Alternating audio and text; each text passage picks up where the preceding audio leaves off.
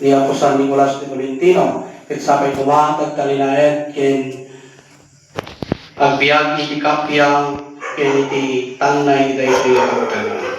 Our help is in the name of the Lord. In heaven and earth. Peace be with this house and all who dwell here. And with your spirit. Let us pray.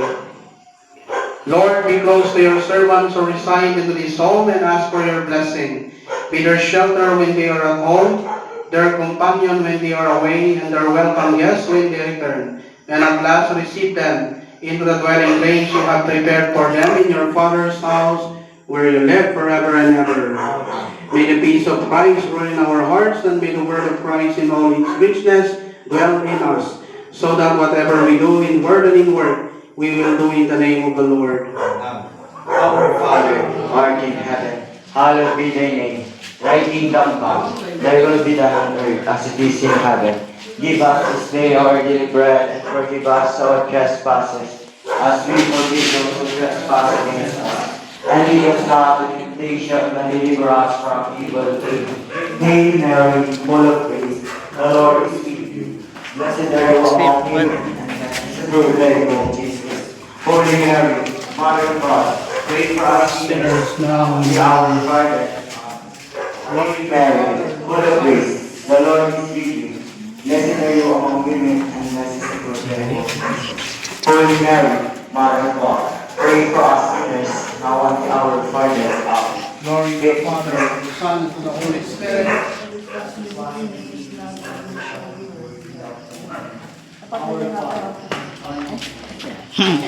Wala naman ko sa pakan.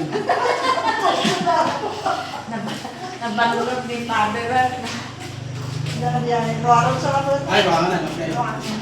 Labas na po yan.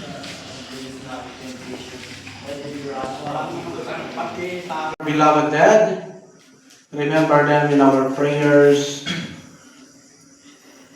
Eternal rest grant unto them, O Lord. And let perpetual light shine upon them. May they rest in peace. Amen. With their souls and all the souls of the faithful departed through the mercy of God, rest in peace. Amen. The Lord be with you. And With your spirit. Let us pray. We bless your name, O Lord, for sending your own incarnate Son to become part of a family, so that as he lived its life, he could experience its worries and its joys.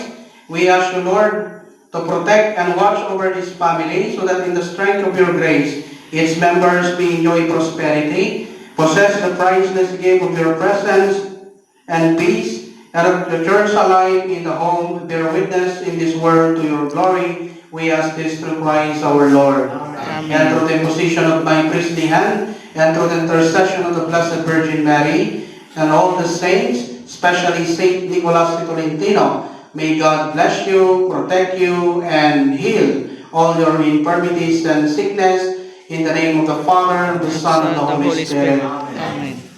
Amen.